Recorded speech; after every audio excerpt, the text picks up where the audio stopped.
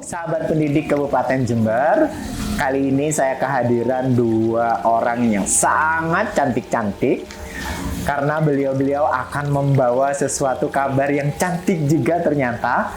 Beliau adalah Ibu Eni Rusmiati. Betul Ibu? Iya. Kebetulan beliau adalah kepala sekolah dari SMPN 1 Jenggawah.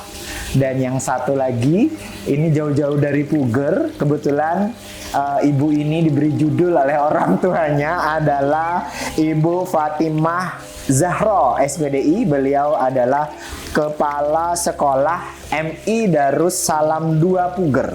Wah, jauh sekali ya. Jadi beliau hadir ke sini untuk menyampaikan kabar-kabar cantik kali ini. Kabar cantik apa? Kita simak bersama-sama. Jember makin keren, semakin hari dengan Handy keren hari ini.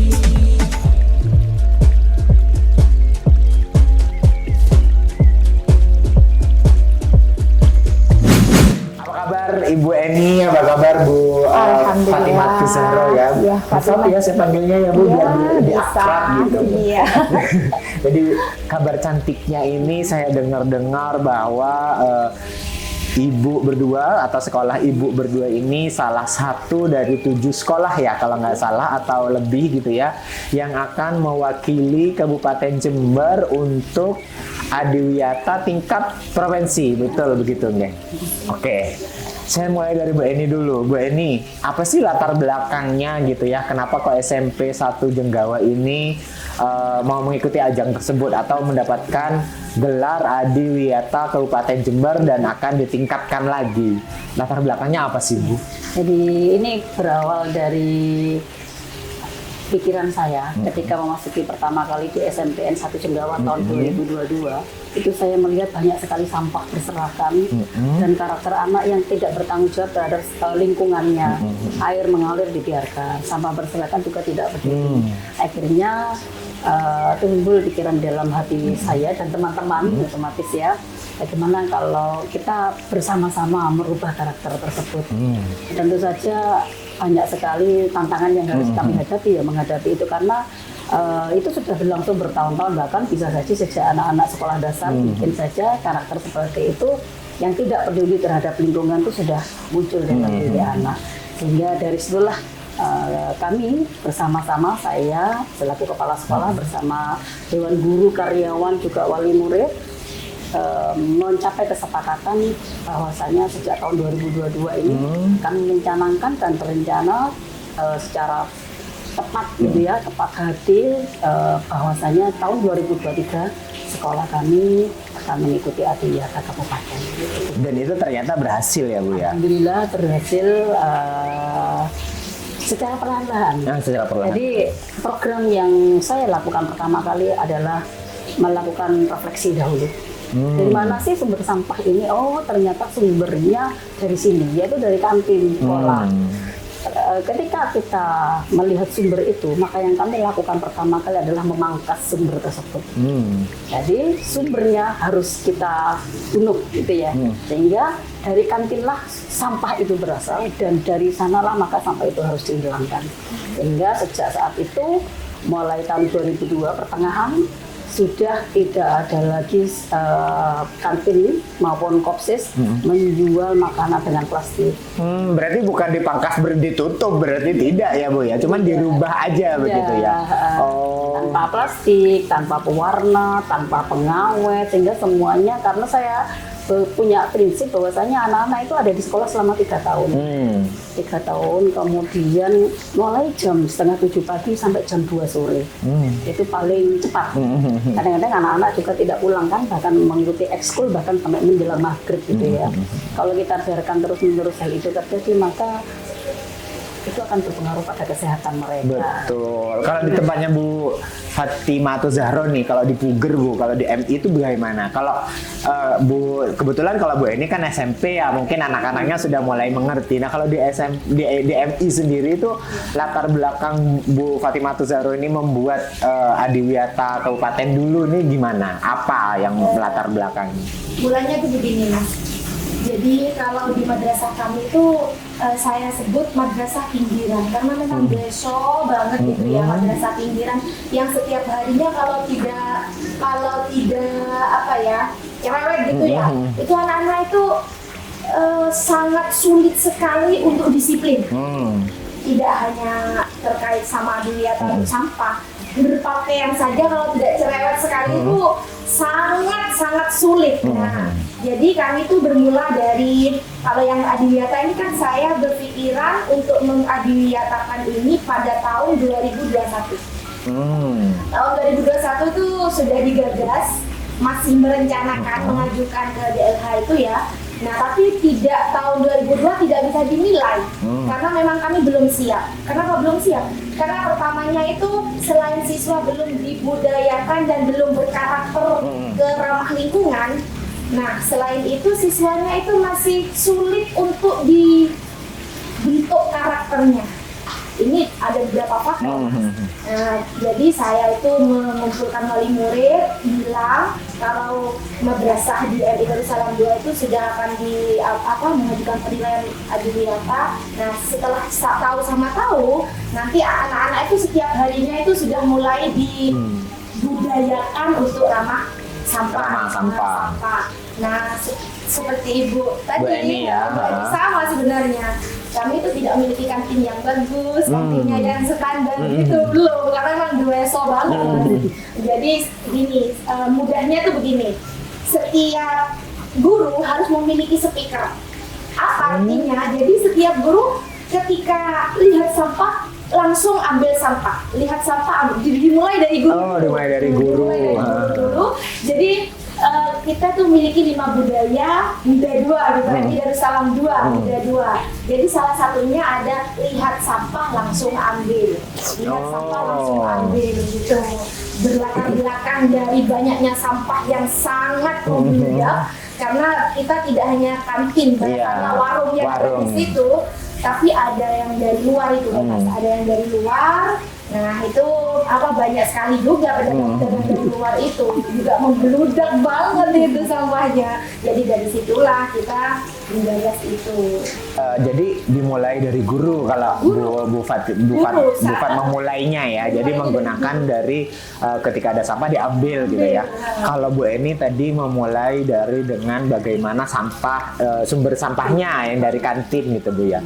Nah, selain itu Bu, aksi apa sih yang dilakukan di sekolahnya Bu Eni untuk akhirnya mendapatkan gelar Adiwiyata Kabupaten ini gitu? Saya juga punya program ASAP, ada sampah pungut. Oh, asap, ada sampah pungut gitu. Wah, ini luar biasa. Samu sabu. Ya, 1 murid 1 bunga, atau bisa pula 1 murid 1 burung. 1 murid 1 bunga. Bawa bunga atau bagaimana? Menanam bunga atau bagaimana itu? Membawa bunga, ditanam sendiri, dirawat sendiri. Oh. Jadi setiap karena jumlah murid di sekolah kami sangat banyak ya. Jadi 958 siswa. Ditambah guru 68, jadi ada 1000 orang yang setiap hari berkumpul bersama. Mobilitasnya kan sangat tinggi. Iya, betul. Sehingga kami membutuhkan oksigen yang sangat banyak juga, 1000 orang itu. Sehingga saya dan teman-teman menggagas membuat taman kelas. Oh, di depan kelas? Ya, jadi taman kelas itu asalnya dari anak-anak juga. Jadi kami tidak melombakan, tapi anak-anak secara sadar diri ketika melihat taman kelas lain bagus, mereka seperti panas hati kan? Iya, betul. Panas hati yang positif betul, gitu ya. Betul. Sehingga mereka seperti berlomba-lomba. Awalnya hanya bawa pot kecil ya, ternyata kurang puas, bawa lagi 1 dari rumah. Jadi semakin hari semakin banyak bunga-bunga di sekolah kami. Dan untuk potnya ini saya minta kepada anak-anak untuk hemat ya. Hemat, kami tidak menggunakan pot-pot yang kita beli di luaran.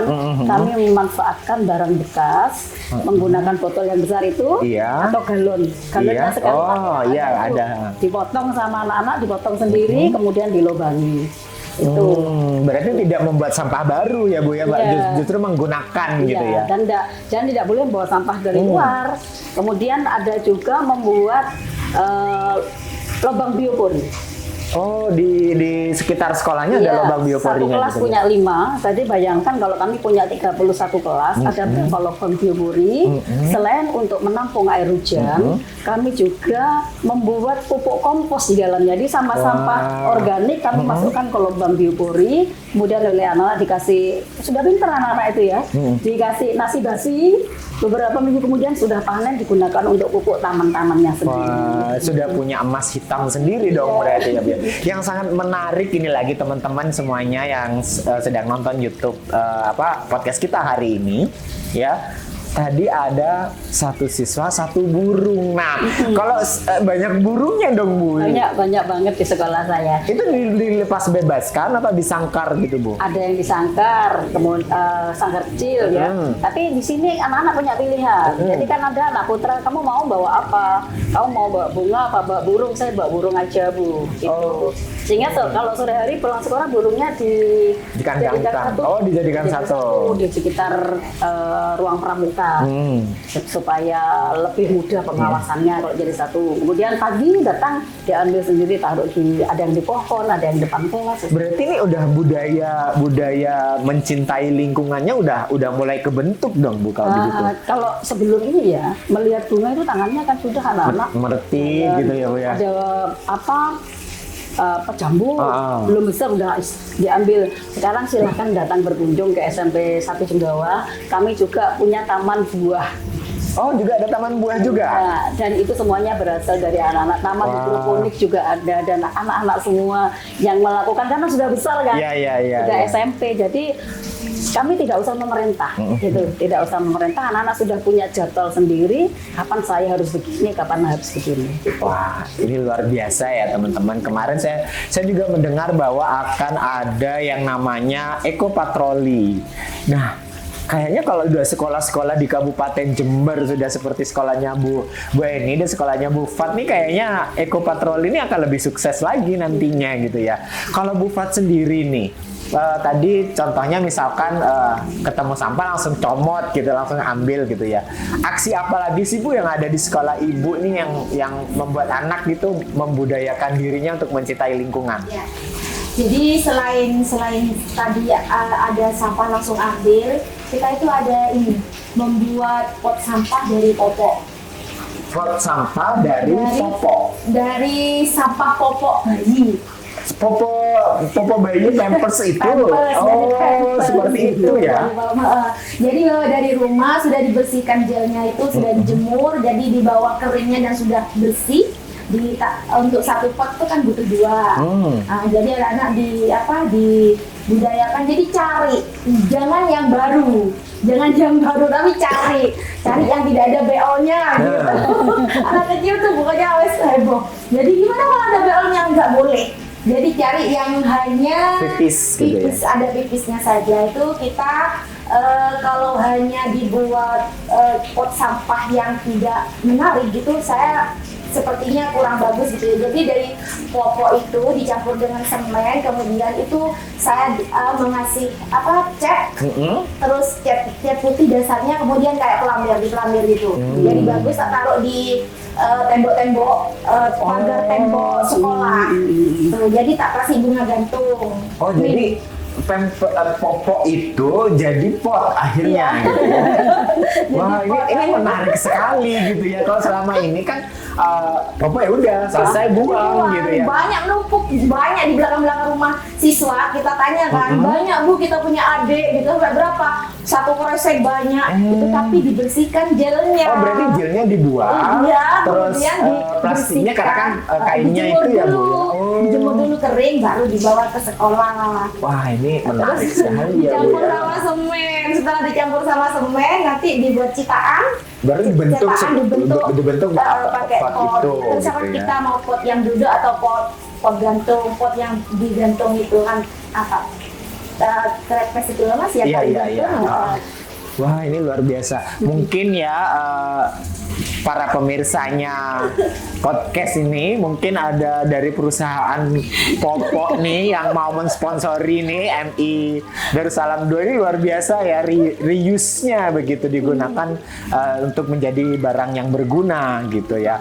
Untuk Bu Eni nih, tadi yang saya ingin sampaikan ini, saya ingin penasaran sekali. Bu Eni punya hidroponik, Bu Eni punya taman buah gitu ya Bu Eni. Hasil dari taman buah dan sayur hidroponiknya itu dikemanakan Bu? Apa dibuat makan bersama atau dijual bersama? Ini gimana ini Bu? Karena skalanya masih kecil Iya. sama anak-anak dijual, yang wajib beli gurunya. Oh, jadi gurunya dipalak nih ya Bu ya? Bu, ini kita lagi panen kangkung, Bu, ya beli kita. Semuanya beli, rame-rame beli. Sekarang panen apa? Panen sawi, semuanya beli gitu. Jadi selain itu juga bersama dengan Mbak Bufat ya. Kalau di saya itu menggunakan anduk bekas. Oh ya, kalau yang ibu handuk ya, kalau yang wah ini kayaknya nanti alat-alat mandi kita buat ini semua ada kayaknya ini nanti. Anduk bekas kita celup di semen yang basah yang dibentuk aja jadi pot bunga sudah. Oh iya. Jadi anak-anak ya anduk yang jelek sekali sudah, semakin jelek semakin bagus gitu ya. Oh gitu ya. Jadi memang benar-benar bagaimana Adiwiyata ini memanfaatkan sesuatu yang tidak berguna lagi menjadi berguna gitu ya Bu ya. Iya. Terus dan itu juga punya daya reuse-nya yang sangat luar biasa juga gitu ya Bu ya. Oh iya, tambahan Mas. Jadi pada waktu Pak Bupati meresmikan gedung-gedung DBHCHT dan DAK pada tahun 2023 kemarin, Bupati itu sempat sangat tertarik dengan produksi kompos di sekolah kami. Oh, sudah bisa memproduksi kompos ini Bu? Ya. Wah. Jadi sampah-sampah yang ada di sekolah kami itu anak-anak itu awalnya malu karena kakak kelas ngapain pemulung, tapi lama-lama akhirnya kita buat semua menjadi pemulung ya. Bawa kresek mencari daun, bahkan daun sampah itu menjadi rebutan sekarang. Karena masing-masing anak kan sudah punya kelompoknya kan diomori dan itu harus terisi penuh. Kemudian digunting kecil-kecil, dimasukkan, dikasih nasi basi itu ya.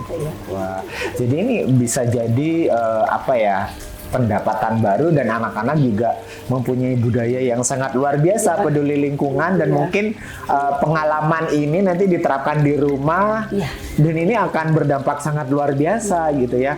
Nah, teman-teman pendidik yang ada di Kabupaten Jember semuanya, mungkin ini adalah titik awal ya. Mungkin selama ini memang kita lihat Jember setelah ada kegiatan sampahnya membludak gitu ya. Mungkin sekolah itu memang udah jadi titik awal. Di sana dimulainya anak-anak membudayakan sebuah kebersihan dan peduli lingkungan. Bu Fat, anak-anak MI itu kan sukanya bermain gitu Ibu ya. Terus bagaimana sih membudayakan anak-anak? Kalau anak-anak suka lupa dengan apa yang harus kewajibannya gitu ya. Nah, membudayakan ini bagaimana sih kiat-kiatnya gitu di sekolahnya Bu Fat nih? Jadi saya tuh ada namanya duta sampah. Jadi setiap bulan itu dari kami ada mendutakan per kelas duta sampah namanya. Jadi anak-anak itu kan ada duta sampah, duta tahfidz, ada 4 ya, duta ibadah sama duta baca. Duta sampah kalau yang 3 sudah semuanya sudah terwujud semuanya. Kalau yang duta sampahnya anak kritis, mau dibagaimanakan Bu ini yang duta sampah Bu gitu. Alhamdulillah jadi kita itu berkolaborasi dengan PT Universal Tobacco itu Mas. Karena mayoritas kan mayoritas petani tembakau murid-muridnya. Jadi kolaborasi dengan situ alhamdulillah dapat beasiswa dari luar negeri itu 6 anak. Wah, gitu. luar biasa. Beasiswanya namanya duta sampah. Tapi nggak apa-apa, duta sampah kan itu menjadi sebuah bintang baru nantinya gitu ya. Jadi anak-anak karena sekiranya menjadi duta setiap bulannya gitu. Setiap bulan ada duta. Dari duta-duta tersebut dipilih lagi menjadi dapat beasiswa itu tadi. Jadi semacam ada kompetisi ada kompetisi di sana supaya untuk bisa mendapatkan beasiswa tersebut. Jadi penilaiannya itu setiap hari guru-guru ini menjadi penilai. Semua guru menjadi penilai. Khususnya wali kelasnya ya. Jadi setiap kelas kan bunyinya duta sampah bulan Januari kelas 1 itu bunyinya. Jadi sampai kelas 6. Jadi ada 6 duta setiap bulan gitu. Dari duta-duta itu nanti yang paling sadar sampah dalam hati koko Iya. gitu. Nah itu nanti bisa masuk peluang ke beasiswa itu. Ya alhamdulillah agak gede beasiswa itu. Dari ini kolaborasi sama PT Universal Tobacco itu.